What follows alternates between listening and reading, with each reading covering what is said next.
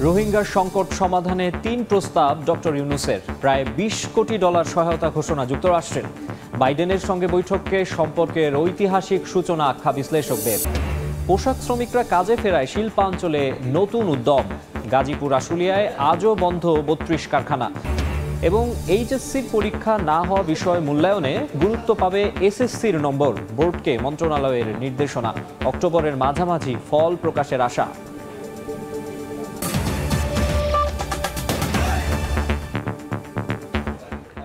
জনপদের সময়ে সঙ্গে আছি আমি মাকসুম আলম খান।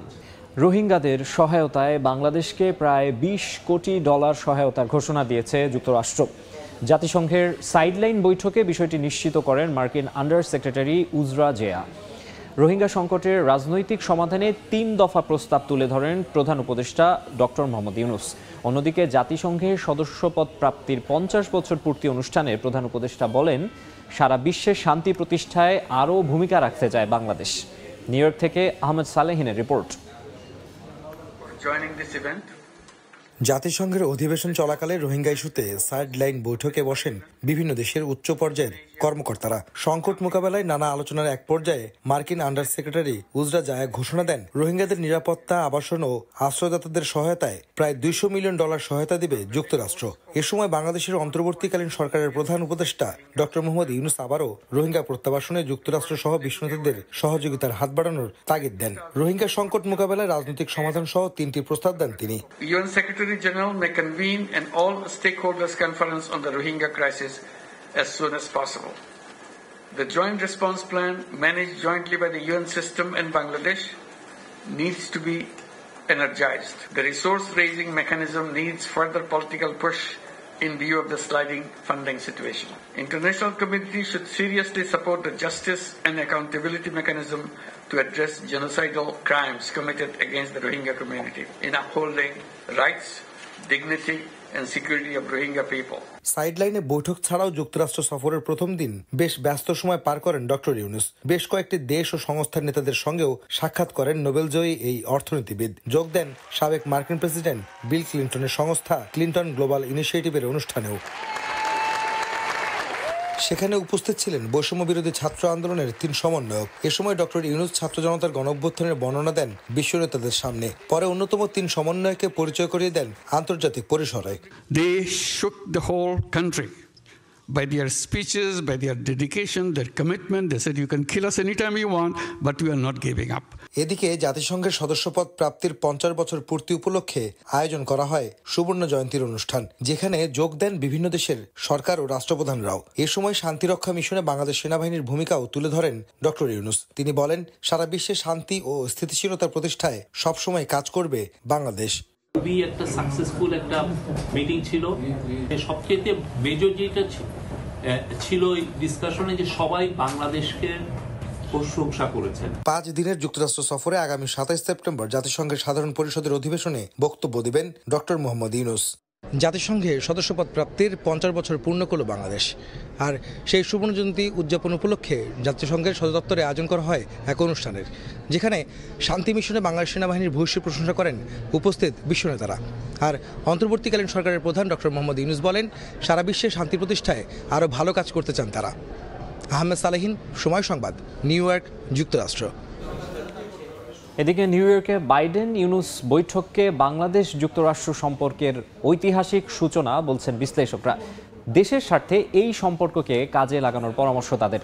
বলছেন, বিনিয়োগ বাড়ানো, পাচারের অর্থ ফেরানোর মতো বিষয়ে সহযোগিতা মিললে সুফল পাবে বাংলাদেশ। সানবীর রূপলের রিপোর্ট। জাতিসংঘের সাধারণ অধিবেশনের ফাঁকে মার্কিন প্রেসিডেন্ট জো বাইডেন এবং বাংলাদেশের অন্তর্বর্তী সরকারের প্রধান উপদেষ্টা ডক্টর মোহাম্মদ ইউনূসের বৈঠকে 2 দেশের স্বার্থ সংশ্লিষ্ট নানা বিষয়ে আলোচনা হয়। ডক্টর ইউনূস তুলে ধরেন সম্প্রতি ঘটে যাওয়া গণ অভ্যুত্থানের চিত্র, আর বর্তমান সরকারের সহযোগিতায় পূর্ণ সমর্থন জানান মার্কিন প্রেসিডেন্ট। 30 মিনিটের এ বৈঠকে 2 দেশের সম্পর্কের ঐতিহাসিক সূচনা বলছেন বিশ্লেষকরা। আমেরিকা বলছে আমরা সব ধরনের সাহায্য করব। এখন সেটা আরও যখন স্পেসিফিক হবে তখন হয়তো বোঝা যাবে যে আসলে ওই সব ধরনের সাপোর্টের মধ্যে কী জিনিসগুলো আছে। সাক্ষাতের মাধ্যমে এই বাংলাদেশের প্রতি যে আমেরিকা এবং তথা সারা বিশ্বের একটা অকুণ্ঠ সমর্থন আসছে। বাংলাদেশের আমি বলবো যে ভাবমূর্তি তো অনেক উপরে আসছে। সাধারণ অধিবেশনের সাইডলাইনে কানাডার প্রধানমন্ত্রী, ব্রাজিলের প্রেসিডেন্ট সহ বেশ কয়েকটি গুরুত্বপূর্ণ দেশের সরকার প্রধানের সঙ্গে বৈঠক হয়। অন্যদিকে পররাষ্ট্র উপদেষ্টার সঙ্গে বৈঠক হয় ভারতের পররাষ্ট্রমন্ত্রীর। এসব বৈঠকে রোহিঙ্গা প্রত্যাবাসন, অর্থনৈতিক ও বাণিজ্যিক সুবিধা আদায়ের বিষয়ে অগ্রাধিকার পায়। জয়শঙ্করের সঙ্গে বৈঠক প্রতিবেশী দেশ ভারতের সঙ্গে সম্পর্কের টানাপোড়েন শীতল করতে ভূমিকা রাখবে বলে আশা প্রকাশ করেন এই বিশ্লেষক। ভারতের ব্যাপারে বাংলাদেশিদের যথেষ্ট নেগেটিভ একটা চিন্তাভাবনা আছে এবং ভারতও আমি মনে করি এর মধ্যে জেনেছে। এখন কতখানি সেটা বোঝাতে পেরেছেন ফরেন অ্যাডভাইজার, সেটা দেখা দরকার। অনেক কিছু পরিবর্তন করা যায়, কিন্তু নেইবারকে তো আমরা কখনই করতে পারবো না। সম্পর্কটা দুদিক থেকেই যেন উইন উইন সিচুয়েশন থাকে। গত 15 বছরে এটা একটা বিকলাঙ্গ অর্থনীতি আমরা পেয়েছি। আমাদের ধারণা অর্থের কোনো অসুবিধা হবে না, ব্যবহার করার মতো আমাদের ক্যাপাসিটি। ওনাকে সময় দেওয়া, যদি আনডিস্টার্ব ওনাকে সময় দেওয়া হয় তাহলে কিন্তু নতুন বাংলাদেশ গড়ে তুলতে পারবেন। সবগুলো বৈঠকের ফলাফল বাস্তব প্রতিফলনের উপর নির্ভর করবে বলে মনে করেন বিশ্লেষকরা। চেষ্টা করতে থাকবে কীভাবে ওদেরকে কত সম্ভব ওদেরকে পাঠানো যায়। একসাথে সব না হলেও অন্তত কিছু কিছু করে পাঠানো সম্ভব হবে কিনা এই চেষ্টা অব্যাহত থাকবে। সানবীর রূপল, সময় সংবাদ, ঢাকা। ঢাকা বিশ্ববিদ্যালয়ে গণপিটুনিতে তোফাজ্জল হোসেনকে হত্যার অভিযোগে ফজলুল হক মুসলিম হলের প্রভোস্ট সহ 15 জনের বিরুদ্ধে মামলা করা হয়েছে। দুপুরে ঢাকার সিএমএম আদালতে তোফাজ্জলের ফুফাতো বোন আসমা আক্তার এই মামলা করেন। শাহবাগ থানায় মামলা তদন্তের নির্দেশ দেন আদালত। 18 সেপ্টেম্বর ঢাকা বিশ্ববিদ্যালয়ের ফজলুল হক মুসলিম হলে চোর সন্দেহে গণপিটুনিতে হত্যা করা হয় তোফাজ্জলকে। এর আগে 6 শিক্ষার্থীকে গ্রেফতারের পর আদালতে স্বীকারোক্তি দেন তারা। যেখানে সবাই মিলে মারছে সেখানে 15 থেকে 20 জন আসামি ছিল। সেখানে 6 জন গ্রেপ্তার করার পরে আর কোনো মানুষ ছাত্রদের গ্রেপ্তার করা হয় নাই। এই তোফাজ্জল হত্যার সাথে যারা জড়িত একদম সুনির্দিষ্টভাবে তাদের তথ্য প্রমাণ দিয়ে আমরা কোর্টে মামলা করেছি এবং তাদের যাতে ন্যায় বিচারটা নিশ্চিত হয়, তোফাজ্জল যাতে ন্যায় বিচারটা পায়। পোশাক শ্রমিকদের 18 দফা দাবি মেনে নেয়ায় ব্যস্ততা ফিরেছে শিল্পাঞ্চলে। সকাল থেকে কর্মস্থলে যোগ দেন শ্রমিকরা। তবে বেশিরভাগ কারখানায় উৎপাদন স্বাভাবিক হলেও গাজীপুর আর আশুলিয়ার 32টি এখনও বন্ধ রয়েছে। এদিকে একটি কারখানা শ্রমিকরা সড়ক অবরোধ করলে দীর্ঘ যানজটের সৃষ্টি হয়। ফ্লোরে ফ্লোরে পুরোদমে চলছে সুই সুতার বুনন। কয়েক সপ্তাহের অস্থিরতা কাটিয়ে স্বাভাবিক উৎপাদন কার্যক্রমে ফিরেছে তৈরি পোশাক কারখানায়। দলে দলে কাজে যোগ দিয়েছেন শ্রমিকরা। মঙ্গলবার সচিবালয় সরকার, বিজিএমইএ ও শ্রমিক সংগঠনের বৈঠকের পর মজুরি বৃদ্ধি এবং 10% হারে ইনক্রিমেন্ট প্রদান সহ পোশাক শ্রমিকদের 18টি দাবি মেনে নেয়ার সিদ্ধান্ত নেয় সরকার ও মালিকপক্ষ। আমরা সবকিছু ঠিক মতো পাবো, এটা আমাদের দাবি ছিল, কিন্তু মালিকপক্ষ এসব মেনে নেওয়ার কারণে আমরা যথেষ্টভাবে খুশি আছি। সরকারি যেহেতু মেনে নিচ্ছে, আমাদের কোম্পানিও মেনে নেবে, আর কোম্পানির ভালো আমাদের ভালো। এদিকে অধিকাংশ কারখানা খুললেও সাভারের আশুলিয়া এখনো বন্ধ রয়েছে 19টি। বিজিএমইএ এর সব সিদ্ধান্তে মালিকপক্ষ রাজি না হওয়ায় উৎপাদন থমকে আছে বলে জানিয়েছেন শিল্প পুলিশ। মাসের প্রথম 7 কার্যদিবসের মধ্যে বেতন প্রদান করার কথা, তারপর অনেক ফ্যাক্টরি এই বেতনটা প্রদান করতে ব্যর্থ হয়। তখন দেখা যাচ্ছে পরিস্থিতি সামাল দেওয়ার জন্য বিভিন্নভাবে বন্ধ রাখে। গাজীপুরেও খোলেনি 13টি কারখানা, উল্টো আবারও সড়ক অবরোধে নামে পৌলবার বিডি নামের পোশাক কারখানার শ্রমিকরা। এতে ঢাকা ময়মনসিংহ মহাসড়কে 7 কিলোমিটার যানজটের সৃষ্টি হয়। পরিস্থিতি নিয়ন্ত্রণে নামে সেনাবাহিনীর সদস্যরা। প্রায় 2 ঘন্টা পর যান চলাচল স্বাভাবিক হয়। লাবিব হাসান, সময় সংবাদ। এইচএসসি ও সমমানের না হওয়া পরীক্ষার মূল্যায়নে এসএসসির নম্বর গুরুত্ব পাবে বলে জানিয়েছে শিক্ষা মন্ত্রণালয়। এমন মতামত দিয়ে আন্তঃশিক্ষা বোর্ডে চিঠি পাঠিয়েছে শিক্ষা মন্ত্রণালয়। আগামী মাসের মাঝামাঝি ফল প্রকাশ হতে পারে বলে আভাস দিয়েছেন সংশ্লিষ্টরা। কোটা সংস্কার আন্দোলন এবং ছাত্র জনতার অভ্যুত্থানে উদ্ভূত পরিস্থিতিতে দফায় দফায় এইচএসসি ও সমমান পরীক্ষা স্থগিত করা হয়। পরে নতুন সূচি ঘোষণা করা হলেও বাকি পরীক্ষা বাতিলের দাবিতে ঢাকাসহ দেশের বিভিন্ন স্থানে মানববন্ধন, বিক্ষোভ ও অবস্থান কর্মসূচি পালন করেন শিক্ষার্থীরা। সাবজেক্ট ম্যাপিং এর মাধ্যমে এইচএসসি ও সমমান পরীক্ষার ফল প্রকাশের দাবিতে 20 আগস্ট পুলিশি বাধা ডিঙিয়ে সচিবালয়ে ঢুকে বিক্ষোভ করেন শিক্ষার্থীরা।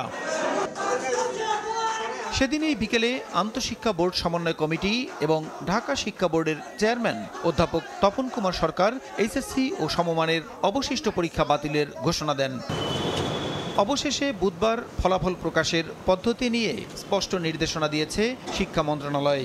এইচএসসিতে যে কয়টা বিষয়ের পরীক্ষা হয়েছে সেগুলোর ফলাফল হবে উত্তরপত্র মূল্যায়ন করে, আর যেগুলোর পরীক্ষা হয়নি বাতিল হয়ে গেছে সেই বিষয়গুলোর ফলাফলটা আসবে এসএসসিতে যে রেজাল্ট হয়েছে তাদের সাবজেক্ট ম্যাপিং এর মাধ্যমে। এই দুই পদ্ধতিতে মিলে তারপরে উচ্চ মাধ্যমিকের রেজাল্ট হবে। সব বোর্ডেরই একই সিদ্ধান্ত।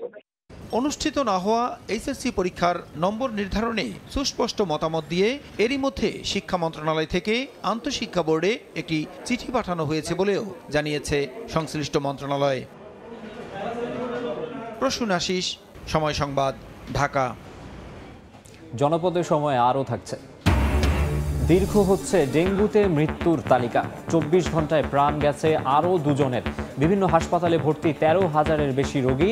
মশা নিধনে বিশেষ অভিযান শুরু ঢাকা উত্তর সিটির। কক্সবাজারের সেনা কর্মকর্তা তানজিম সারোয়ার নিহতের ঘটনায় 6 জনকে গ্রেফতার করেছে পুলিশ। জব্দ করা হয়েছে হত্যায় ব্যবহৃত সরঞ্জাম। এদিকে টাঙ্গাইলে তানজিমের গ্রামের বাড়িতে চলছে শোকের মাতম। স্বজনদের সমবেদনা জানিয়েছেন 7 অবসরপ্রাপ্ত সেনা কর্মকর্তা ও বিএনপির নেতারা। সেনা অভিযানে ডাকাতের ছুরিকাঘাতে নিহত লেফটেন্যান্ট তানজিম সারোয়ার নির্ঝরের কবর জিয়ারতে বিএনপি নেতারা। বুধবার সকালে বিএনপির ভারপ্রাপ্ত চেয়ারম্যান তারেক রহমানের পক্ষ থেকে মেজর জেনারেল অবসরপ্রাপ্ত ফজলে এলাহি আকবরের নেতৃত্বাধীন 7 জন অবসরপ্রাপ্ত সেনা কর্মকর্তা ও জেলা বিএনপির সভাপতি ও সাধারণ সম্পাদক সহ নেতারা টাঙ্গাইল শহরের বোয়ালি এলাকায় নিহত সেনা কর্মকর্তার বাড়িতে যান। এ সময় তারা নিহত সেনা কর্মকর্তার পরিবারের সদস্যদের সান্ত্বনা দেন ও সমবেদনা জানান। ডাকাত আকারে কিংবা সন্ত্রাসী আকারে দেশকে যারা অস্থিতিশীল করছে তাদের বিরুদ্ধে আমাদের সবাইকে ধর্ম, বর্ণ সব কিছু ভেদাভেদ, পার্টি পলিটিক্স সব কিছু ভেদাভেদ পিছনে রেখে আমাদের একত্রভাবে কাজ করতে হবে। ডেঙ্গু পরিস্থিতির খবর। প্রতিদিনই বাড়ছে ডেঙ্গু রোগীর সংখ্যা। দীর্ঘ হচ্ছে মৃত্যুর তালিকাও। সেপ্টেম্বরে এখন পর্যন্ত ডেঙ্গু আক্রান্ত হয়ে সারা দেশের বিভিন্ন হাসপাতালে ভর্তি হয়েছেন 13,714 জন, যা গত 8 মাসের মোট আক্রান্তের চেয়ে বেশি। বুধবার মারা গেছেন আরও 2 জন। এই যখন দশা, তখন বিশেষ মশক নিধন কার্যক্রম শুরু করল ঢাকা উত্তর সিটি কর্পোরেশন। সংশ্লিষ্টরা জানিয়েছেন অভিযান চলবে আগামী 15 দিন। বছর জুড়েই এডিসের কামড়ে বাড়ছে ডেঙ্গু রোগীর সংখ্যা, কিন্তু চলতি মাসের হিসেব আতঙ্কিত করার মতো। এখনো পর্যন্ত সেপ্টেম্বরে ডেঙ্গু আক্রান্ত হয়ে সারা দেশের বিভিন্ন হাসপাতালে ভর্তি হয়েছেন 12,860 জন, যা গত 8 মাসের মোট আক্রান্তের চেয়ে বেশি। সোমবার 8টা পর্যন্ত গত 24 ঘন্টায় ডেঙ্গু আক্রান্ত হয়ে মারা গেছেন 3 জন। চলতি বছর ডেঙ্গুতে মারা গেছেন 131 জন, আর মোট আক্রান্ত 24,000-এর বেশি। একে তো আক্রান্ত রোগীর সংখ্যা বাড়ছে, অন্যদিকে কমছে না বৃষ্টির দাপট। এই আশ্বিনেও রাজধানীতে দেখা মিলল বৃষ্টির। এই যখন দশা, তখন মশক নিধনে অভিযানে নামল ঢাকা উত্তর সিটি কর্পোরেশন। মিরপুরের বিভিন্ন অলিতে গলিতে সকালে এডিসের লার্ভা খুঁজতে মাঠে নামেন উত্তর সিটির কর্মীরা। তবে নগরবাসী বলছেন, সিটি কর্পোরেশনের উদ্যোগ যেমন সীমিত, তেমনি নাগরিকরাও সচেতন নন। রাস্তার সামনে যেগুলো ময়লা আবর্জনা থাকে রেগুলার পরিষ্কার করা হয় না, এবং ঝাড়ু দিয়ে নর্মালি যেটা জমা করে রাখা হয় সেটাও সরিয়ে নেওয়া হয় না। মশা তো হয়, ময়লা থাকলে সেখানে মশা কি হয় না, উৎপাদন হয় না, মশা তো থাকবেই। মশায় কামড়ায়, মশার জ্বালায় থাকতে পারি না, তারপরে আপনার ওই যে ময়লার গন্ধে আমরা অসুস্থ হয়ে যাই। সিটি কর্পোরেশন বেশি একটা কাজ করছে না, কারণ দেখা যাচ্ছে না সিটি কর্পোরেশনের মানুষদের। সিটি কর্পোরেশনের কর্মকর্তা জানান, বুধবার থেকে শুরু হওয়া এই কার্যক্রম চলবে আগামী 15 দিন। 15 দিন আমরা ক্র্যাশ প্রোগ্রামে এসেছি মিনিস্ট্রি থেকে, বাট সিটি কর্পোরেশনের কাজ তো বন্ধ থাকবে না। ওনারা তো এটা কন্টিনিউয়াস মানে 365 দিনই করেন। সিটি কর্পোরেশন করছে, বাট আমরা এটাকে জাস্ট একটা অবজারভেশনের মধ্যে নিয়ে আসছি। তবে ডেঙ্গু যেহেতু ঘরের মশা, তাই সবাইকে নিজের ও নিজের পরিবারের সুরক্ষায় সতর্ক থাকার বিকল্প নেই। তাসনিয়া নিশাত, মিম, সময় সংবাদ, ঢাকা। হবিগঞ্জে বিজিবির অস্ত্র উদ্ধার অভিযানে গ্রেফতার করা হয় কোতোয়ালি থানার সাবেক ওসিকে। তিনি ছাত্র আন্দোলনের সাংবাদিক হত্যা মামলার আসামি, কিন্তু থানায় হস্তান্তরের পর তার কাছে কোনো অস্ত্র পাওয়া যায়নি দাবি করে ছেড়ে দেয় পুলিশ। তবে পুলিশ সুপার বলছেন, বিজিবি লিখিতভাবে অভিযোগ তুলে নেয় ছেড়ে দেওয়া হয়। রাশেদ আহমদ খানের তথ্য ও ছবি নিয়ে রিপোর্ট। সোমবার ভোররাতে হবিগঞ্জের মাধবপুর উপজেলা নির্বাহী কর্মকর্তার নেতৃত্বে মনতলা গ্রামে অবৈধ আগ্নেয়াস্ত্র উদ্ধার অভিযান চালায় বিজিবি টাস্ক ফোর্স।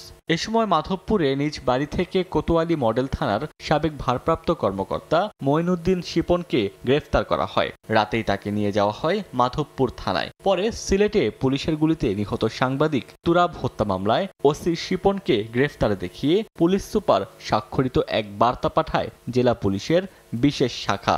বার্তাটি প্রকাশিত হলে ফেসবুক সহ বিভিন্ন গণমাধ্যমে গ্রেফতারের বিষয়টিও ফলাও করে প্রচার করা হয়।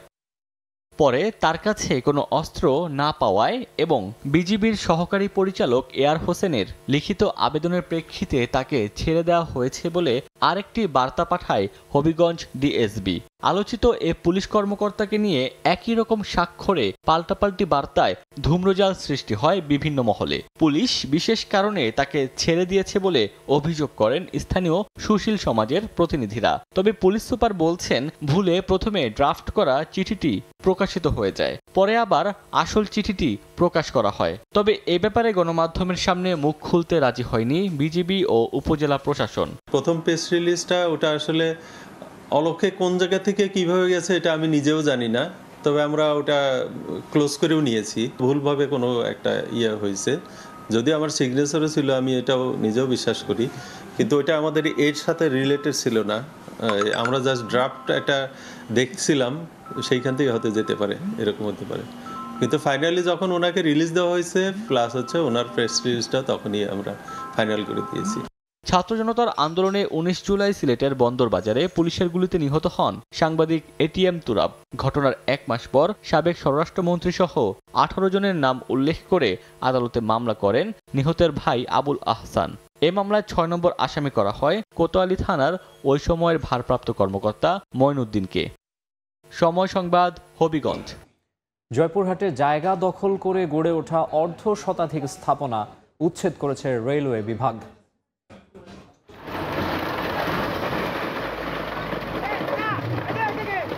বিষয়ের কর্মকর্তারা জানান, দীর্ঘদিন ধরে শহরে রেলওয়ের জায়গা দখল করে ব্যবসা বাণিজ্য করে আসছিলেন প্রভাবশালীরা।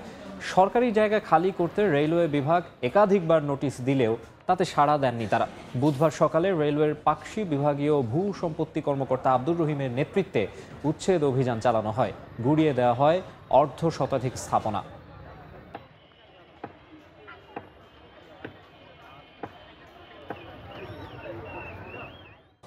উদ্ভাবন ও প্রযুক্তিগত অগ্রগতির জন্য 3 বছরের চুক্তি করেছে ওয়ালটন ডিজি টেক ও Military Institute of Science and Technology. বুধবার MIST-তে আয়োজিত এক অনুষ্ঠানে সমঝোতায় স্বাক্ষর করেন প্রতিষ্ঠান দুটির কর্মকর্তারা। এ সময় তারা বলেন, এই স্মারক কৌশলগত সহযোগিতা উদ্ভাবন প্রকল্পগুলোর ওপর বিশেষ গুরুত্ব আরোপ করবে। এছাড়া সহায়তা করবে শিক্ষা প্রতিষ্ঠানে স্মার্ট টেকনোলজির গ্রহণযোগ্যতা বৃদ্ধি, ছাত্র ও গবেষকদের জন্য অত্যাধুনিক সরঞ্জাম সরবরাহে, যা বাংলাদেশের ভবিষ্যৎ প্রযুক্তিগত বিকাশকে ত্বরান্বিত করবে বলেও আশা প্রকাশ করেন কর্মকর্তারা। জনপদের সময় শীর্ষ সংবাদগুলো জানিয়ে দিচ্ছে আরেকবার। রোহিঙ্গা সংকট সমাধানে 3 প্রস্তাব ডক্টর ইউনূসের, প্রায় $20 কোটি সহায়তা ঘোষণা যুক্তরাষ্ট্রের। বাইডেনের সঙ্গে বৈঠককে সম্পর্কের ঐতিহাসিক সূচনা আখ্যা বিশ্লেষকদের। এবং পোশাক শ্রমিকরা কাজে ফেরায় শিল্পাঞ্চলে নতুন উদ্যম। গাজীপুর আশুলিয়ায় আজও বন্ধ 32 কারখানা। শ্রীপুরে ঝুট ব্যবসা নিয়ন্ত্রণ নিয়ে বিএনপির দুপক্ষের সংঘর্ষ।